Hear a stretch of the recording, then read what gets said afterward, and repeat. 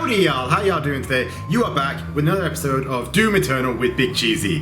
Last episode, we harnessed the awesome power of the plasma rifle. A whole level, pretty much, done with just plasma rifle. It was crazy, it was amazing, it was a sight to behold. I urge you, if you haven't seen it already, go back and watch that episode because it was beautiful. This time, we jumped through a portal on the way into Sentinel Prime, and we are off to kill a priest. I feel fantastic saying that. If you do like this video, guys, I urge you to like, comment, and subscribe to the channel. It helps me out a whole lot. Without any more ado, let's get into it. Here we go.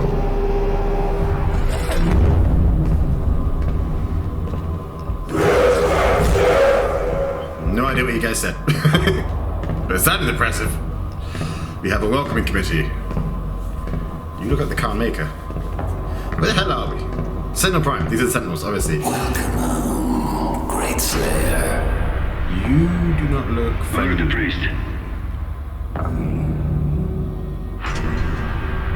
Huh. I look badass, that's what I'm saying. Alright. I mean, this outfit was a great choice. You can make good fashion choices, see? Sometimes. Anyway.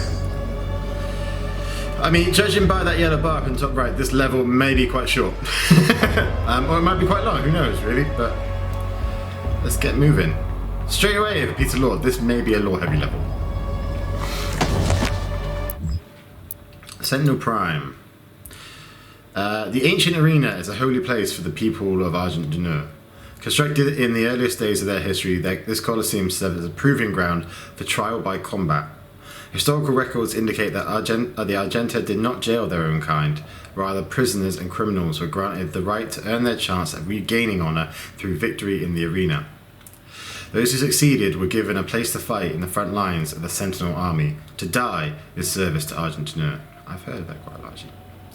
The traditional use of the arena has subsided since the assimilation with the Dark Realm.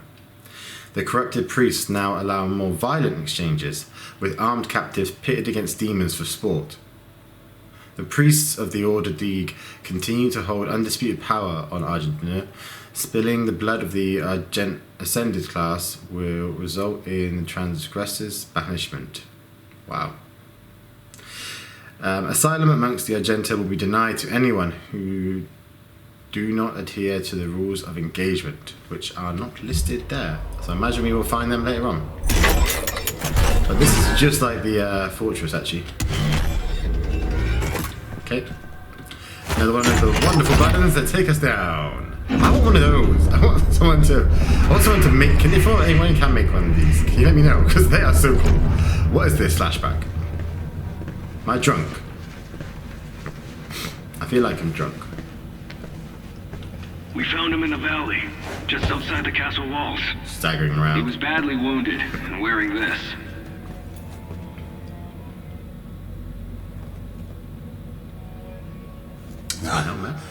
Guts.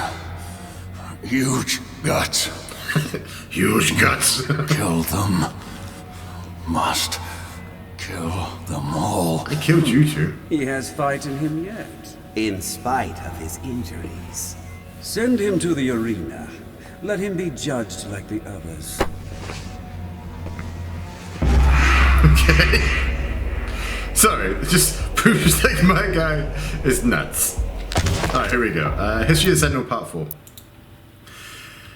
In the time of King Novik, as the Argenta secured peace and safety through dimensions across time and space, an outlander came to us. He was not of our world, and spoke an ugly tongue. How he first took step upon our land was unknown. Sentinel scouts had found the outlander bloodied, clawed, and near death, mumbling of impending doom and the forces of darkness. The scent of blood followed him, and the gore that stained his armor seemed not entirely his own. By Argenta law, the stranger would be judged in the Colosseum, where he would be given the chance of all who strayed from the path to fight for his freedom. We knew not of this stranger. His mind seemed crippled with rage.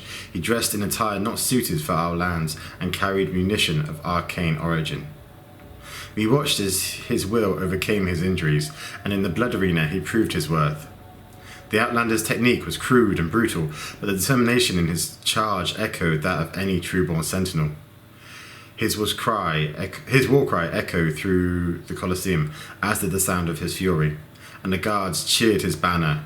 Rip and tear, they shouted, as the beast pushed beyond mortal wounds and certain death. He would be gifted no rank, no title.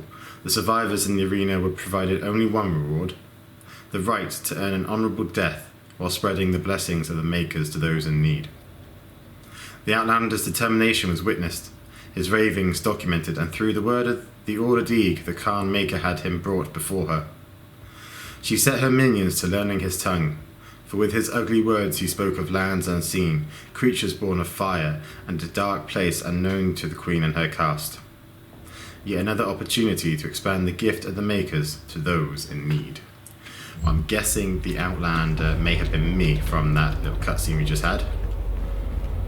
This is a cool place, I guess. Anything here I can... Any of this stuff... I mean, a sword. I can take a sword. I mean, not that I'd use a sword. I offer you, O great powerful one, a sign of truce. Okay. Now you're talking my language. Great powerful one. What's your sign of truce? Okay. On the eve of the Black Star, the Dark Ones came from a world beneath our own. Not through ship nor ephemeral vessel, but through the fabric of dimensions. Out of swirling, fiery gates came horned beasts from a timeless realm. First one, then many, crashing waves of evil swelled from the obsidian forest of the Argentine overlands. The Alorum clans from the eastern mountains fell first to the black hordes of devils, and the city of Telorum was slung under the weight of their charge. We sentinels rose to meet the beast with spear in hand, the might of the holy fleet striking back at the demons. The dark gates from whence they came gave birth still to even greater hordes. A line of blood was drawn with the fallen of both sides, and the unholy wars began as the time of darkness came upon us. Cool. See, I'd like to see a movie of this, like the history part. Thank you. Am I missing anything first? I just wanna... No, I'm not missing anything. I know of what you have left behind. Hello? Go back to it then. Leave this crusade. You cannot save them. They have asked me for this, and so I give it to them. If you let the priest live, then I will return to you what the demons took from you so long ago. What did they take? You need only turn back, and it will be yours again. All the pain you carry will be gone. Well, do you know what? I've battled through some serious levels. But now that you said that, now I can get back what I lost. You're right, I'm going to turn around. Ha! No, I'm not. What a joke. I don't even know what I've lost at this stage. That's how long it's been gone. I don't even know what I've lost. Anything up here? There's a life up there, that's why I'm saying that. Nope, there's got to be a way up there, around here, right? Surely. Yeah. Nice. Nice. I don't want to go on. Nope, okay, well I'll get that anyway. So we'll get the thing in a second. Okay, anyway. The Khan Maker demanded a tithe of the essence, and driven by her desire... Did I miss something? I missed something. 1 second. Oh, there's no one down there. Alright, 1 second, guys. We'll do this in order. There we go. Okay. Unlike enemies of the past, we could not contain the demons emergent from the Dark Realm. Their weaponry was not conjured from machine steel, but from the essence of their very being. A dark magic not known to us in our many conquests. Had we grown confident, our victories serving to dull our blades as we drank in the glory of our expanding empire. Lost. We knew not of how to prevail against this foe.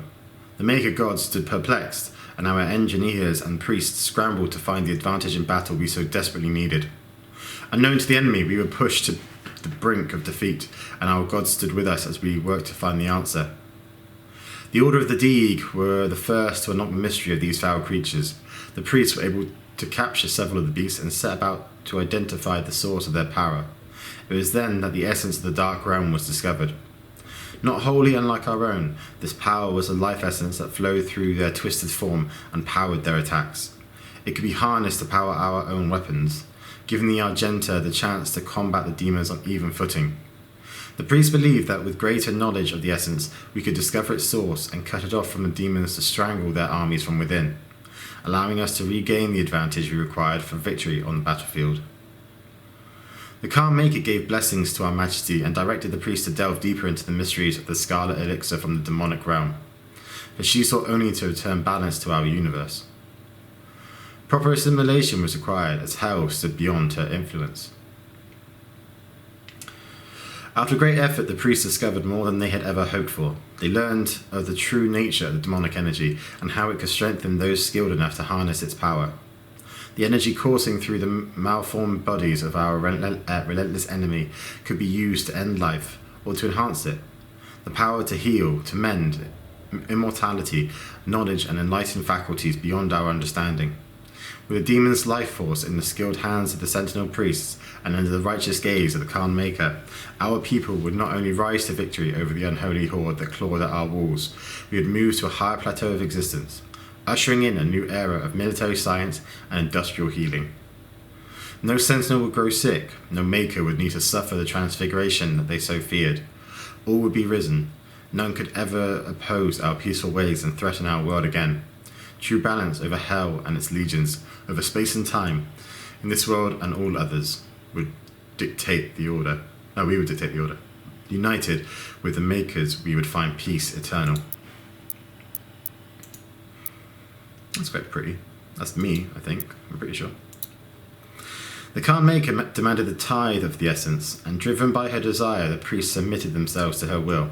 The order of the deed took counsel with the king, speaking only of the spoiled lands sure to be found through the cleft in creation, and the opportunity to purge the new invaders from Argentina. We took the war to their cursed land, pressing through the gates of wizardry. I'm not reading this one well. There was one among us who seemed to know the true nature of these foul demons. It was the Outlander, the stranger who had come to us from places unknown. He who had survived in the front lines far longer than any sentinel-born prisoner had before. His passion for battle against the vile horde was evident, his lust for their destruction matching our own, though Argentina remained a foreign land to him. His fervour caught the attention of inquisitors of the Sentinel Guard, some whispering of a suspected allegiance he held in secret with the demons. Silencing the critics, King Novik deemed him worthy of selection. The signifiers brought a commission to our king, and it was decided that he be lifted from the common rabble. Though no arena-born prisoner had ever been granted the honour, the Knight Sentinel broke tradition and deemed the Outlander worthy of training. A number of disciples grumbled and chafed at the barbarian's presence in their ranks. But even in the war, But in the war with the demons, all opportunities for even the slightest advantage was to be considered, and as they witnessed the stranger spar with their hallmasters, they found him an undying, unrelenting compatriot. This man was an outsider, friend to none, and yet rose each time he was thrown to the dirt of the circle. Battered and bruised, his brow stained with blood, he rose with grim determination for the chance to face his enemies in combat once again. Time passed as the stranger was instructed in the codified matrices of their order, the ancient lessons of battle and brotherhood taught to all sentinels. He could sense the opportunity before him. Soon, all of hell would feel his wrath once again.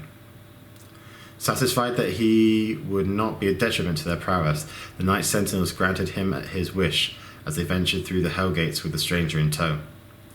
They knew no rest, fighting in the natural elements and training under the blood moon of night. The stranger suffered exhaustion, wounds, and sickness, but asked for no aid and was offered none. 3 times the Knight Sentinel ventured into the gate and back, and upon every return the stranger stood more capable than before. His gait locked in step with the march of the Sentinels, a disciplined and now controlled lust for demon blood ever present. The passing of years and the numerous battles with the devils indentured the stranger to Argenta's mightiest warriors, and no longer did they condescend to him as a new-blooded conscript, for to them he had become a brother in arms, forged in war, an ally and a weapon. God, that was long. Sorry about that, guys. So that's a lot of lore in this one. Hopefully that'll be the end of it, but we'll see.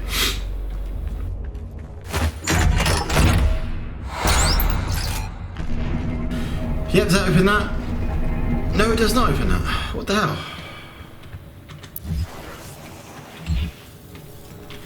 What the smeg, man?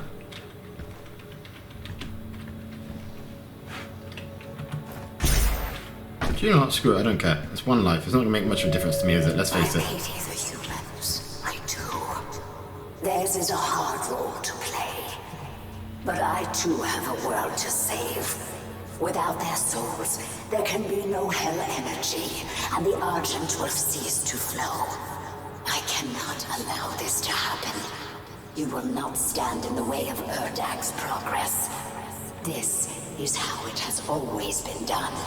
It is not for you to deny us our chance at prosperity. I mean, at the cost of another civilization. Oh, I nearly missed that. So, okay, so I don't know really what... Okay, maybe this will shed some more light, I don't know. That's pretty cool. I mean, that's an imp, in the HOWDY. So this is... It was hell that they were fighting, so that's fair enough. That's easy enough to go up. Okay. Nope. Yeah. As we warred with the beasts, the Argenta society grew, under the watchful eye of the Makers and through the endless power of the Essence. While our generals were consumed with the unholy war, our culture was marked by the beautiful potion the enemy had provided us. The sweet elixir. It brought us immeasurable capacity and empowered us to reach further into dimensions once thought to be beyond our grasp. Under the direction of our maker gods and the engineering of our high priests, our weapons blazed and our war machines stormed. The throngs of the populace drank deeply from the well of energy unveiled by the priests, but we of the Night Sentinels took no part in their abundance. Some among us whispered accusations and warnings against the manner of progression, but they were quelled, as it was not our role to dictate the future of our people, only to defend it. I mean, that's slightly confusing, because so the king of the Argenta is a warrior. So you would have thought that there'd be some, nod to them in terms of how things are being run, considering one of them would end up running potentially one day. King Novik was a warrior first. Unless he did a deal, I guess, or some crap. I don't know. So they found an energy which came from hell, and I don't know what else yet. I mean, I get from what she said, it sounds like they want the souls of Earth to be cleansed to help power that essence. I don't know where the souls come into it. I haven't been kind of mentioned there yet. Just that the the power that the agent already had was then combined with demon blood essence. I guess essence is the best word I can use for it, which is freaking nuts. I'm not sure if I'm going to meet anybody anytime soon either. This is like very lore heavy. It's like forcing you to be lore heavy. See, if I just had to get an episode of whatever, I'd read these bits at the end. This episode would probably be about 10 minutes long. So that's me in the armor. Okay, so this is. I mean, I picked it just for this, isn't it? Damn it. Crap. Codex. There we go. Okay, this is a long one. As the black star ascended to its zenith, King Novik sat restless on his throne as a howling darkness began to assemble just beyond the mountain rise to the east. Sorry, that's crap. The blight came upon us in droves, flooding forth from the Hellgate with merciless fury. They brought with them a monstrous titan, the Dreadnought, a beast to rival the stature and menace of even our mightiest ancestral.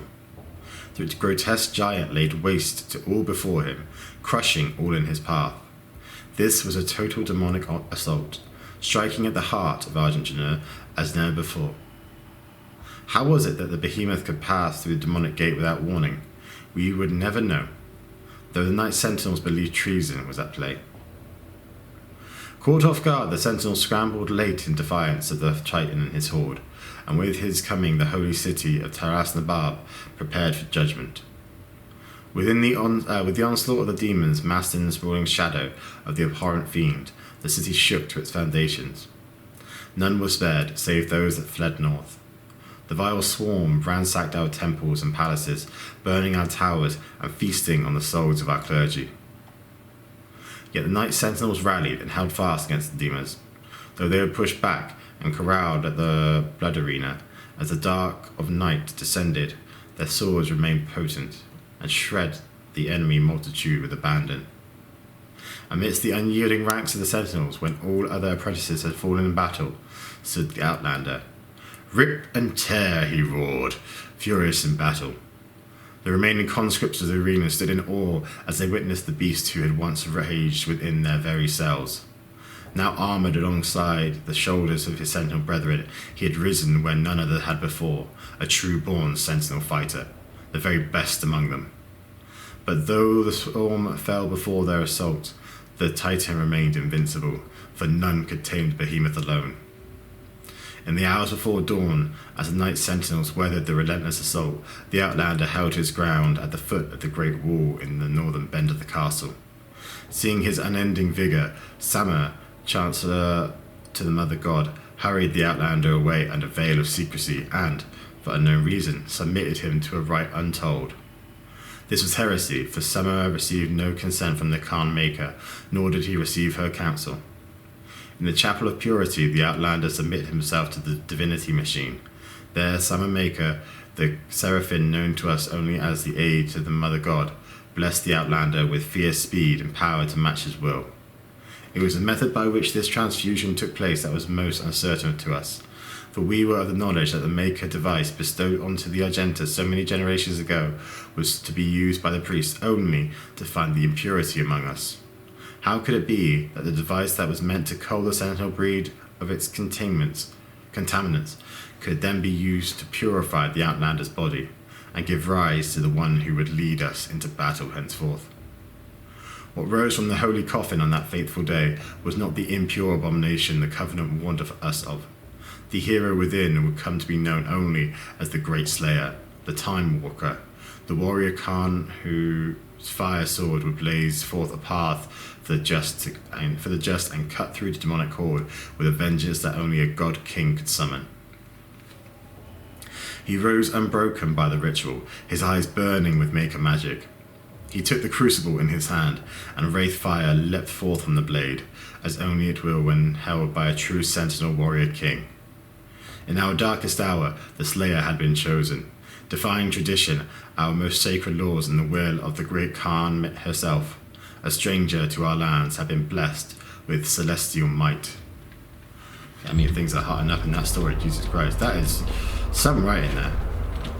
It really is. But see, yeah, again, like this is going to be one not so much action-packed episode, I'm telling you that. So much try to do two. I cannot stand by and watch as you put our future at risk. Earth will be consumed, and the energy will continue to flow. It is your people's survival against mine. I'm glad I turned around. So I am from Earth then. Okay, so you're not that quite... D. Grav remains the most powerful of the Hell Priests among the people of Argenta, frequently visiting his ancestral home to lord over the populace. Arrogant and pompous, yeah, you can't expect that from a priest.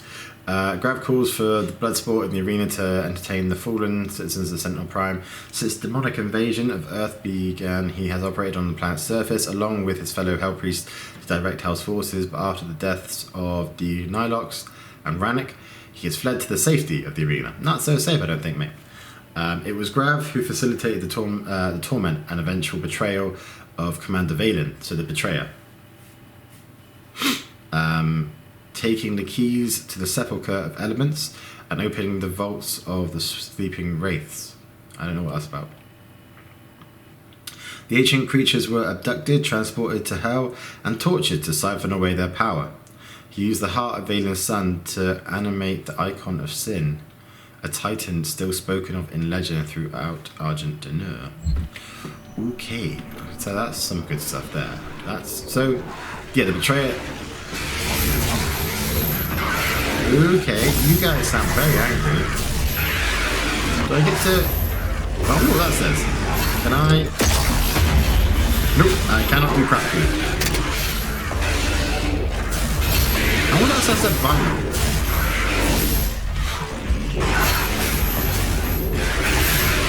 Anyway, guys, been nice seeing you. Checkpoint reached. If you didn't get everything, that's ridiculous, to be fair with you. Right. So it's going to be a big fight right now. You can kind of tell that. I'm glad I didn't do my thing for this one. Okay. Gladiator. Ooh, you look like an angry boy. In the years following the end of the Golden Age, competing factions of Argentina turned against one another. An insidious influence had beset itself upon the Sentinel people, corrupting its once held sacred traditions. The Colosseum, once a place of honourable combat where prisoners of the Argenta were tested for the right to fight in the front lines of their army, has since become a place of blood sport. In violation of Sentinel law, the priests have encaged a demon there, a merciless executioner used to enact judgment of their own decree. The gladiator, wielding an accursed shield which entombs the tormented soul of his undying master, remains undefeated in battle, infamous for the many lives it has claimed. So the shield sounds more dangerous than the man, is what I'm kind of hearing, or whatever he is. Hey boys, you don't want to come in with me? No? Don't want to come in with me? Okay, this is interesting. So that's King Novik, first meeting Khan Maker, I guess. She has wings there though. Ooh.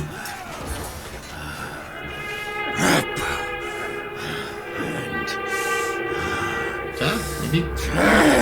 Cool. You are one angry motherfucker. You'll make a fine addition to the front lines, stranger. The demons! They are everywhere. Oh, he's a demon. Must kill them all! Dress his wounds and bring him to us. I want to know more about the others he speaks of. Yes, Your Grace. If Sentinel holy blood is spilled on these grounds, you will lose all sovereignty here. Me or Sentinels?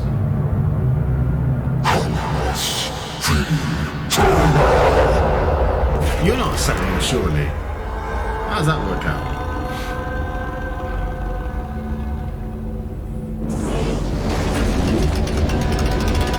That's the shield then, isn't it? Let's take a look at the boy holding it. I mean, you're a pretty big boy. Nice. Right, okay. When the shield's eyes flash green, the gladiator is about to attack. Well, that's handy to know that. Shoot him when its eyes are green to stagger him and create an opening. Alright, here we go.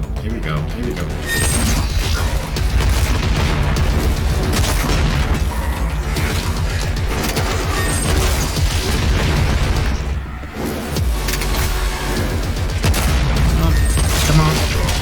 Right, I think I need a quicker fire gun. The grenade launcher is not going to be the one for this. I've got you, don't even try. I got you with that, you git. Nice enough, I won't care. Give me you. I'm going to top up my ammo real quick. What the hell am I at? Sorry.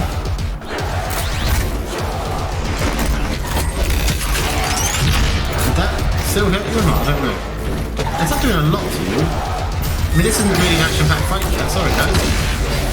I was expecting something much bigger.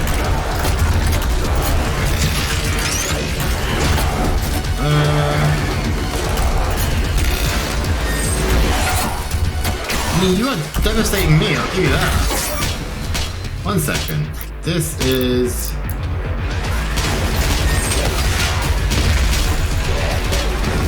Oh, that's different. I'll give you that.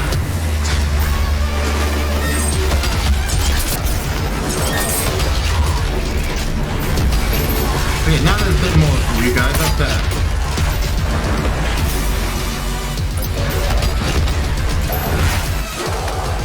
I mean, this is not exciting, is it? It's not exciting to watch. I'm just going to say that now. I mean, is this going to be exciting? Not really, no. That's pretty lame, actually. Like, this is still really lame. Isn't it?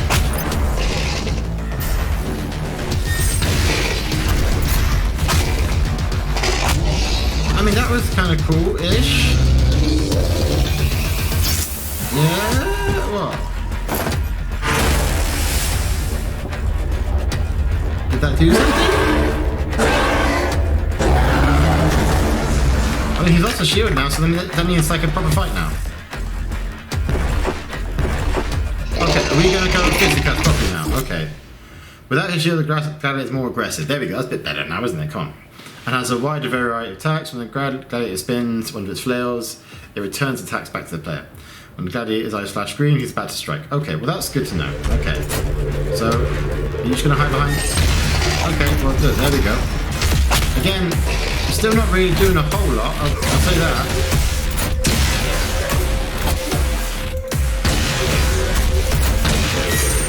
I will say, you're not doing a whole lot yet.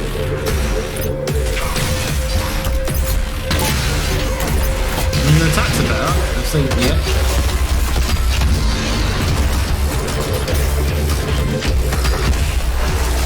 What the hell?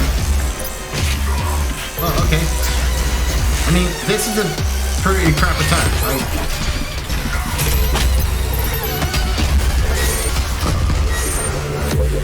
As long as I don't really go near the edges of the walls, it's fine. And this bit seems pretty...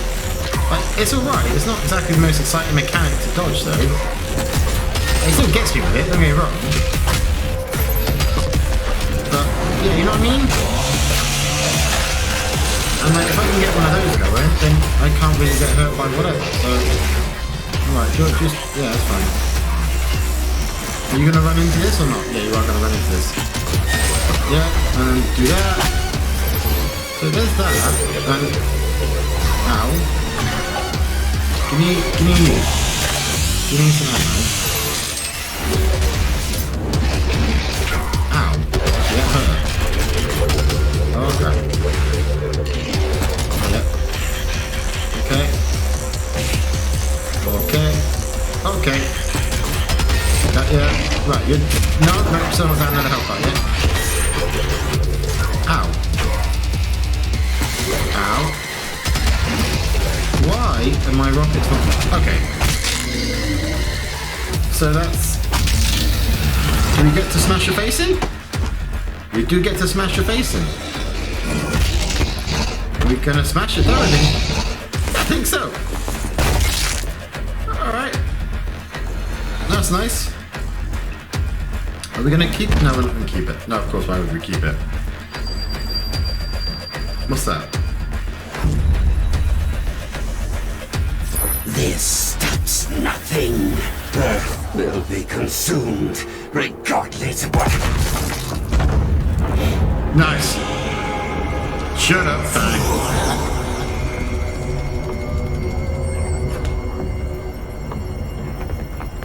You're a bit late, boys.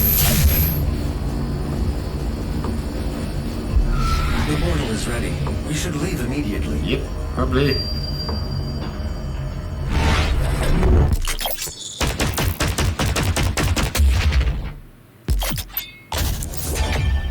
I mean, that's cool.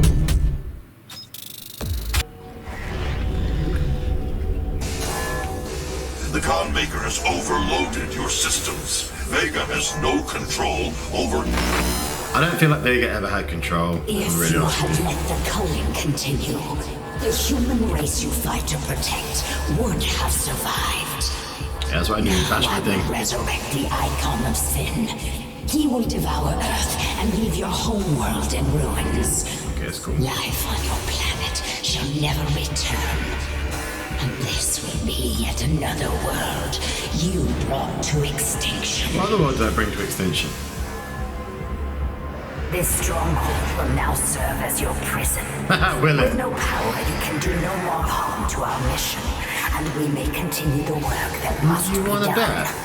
You wanna bet? I don't feel like you know who I am. I really want to use Doom Guns, but I'm not gonna.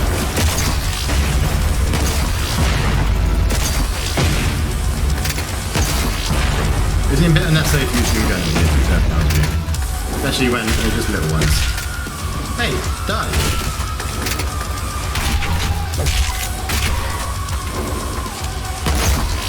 Yeah, what do you want? Right, return power to the ship. Now how are we doing that then? We can... Do we get the Unmaker? Is that what we're getting? Is that what we're getting? The Unmaker? No, we're not getting the makeup. What are we getting? Oh, we're putting the crucible in there. She Interesting. didn't know you had the demonic crucible. In the end, the very power source you sought to eradicate from Earth is now on the road to save it. The mission on Sentinel Prime was a success. Is that going to corrupt Samuel Agent as well? Earth has been stopped. Only a Slayer's crucible blade can stop a Titan. You must get to the Sentinel city of Taras Nabad to retrieve your crucible before it is too late.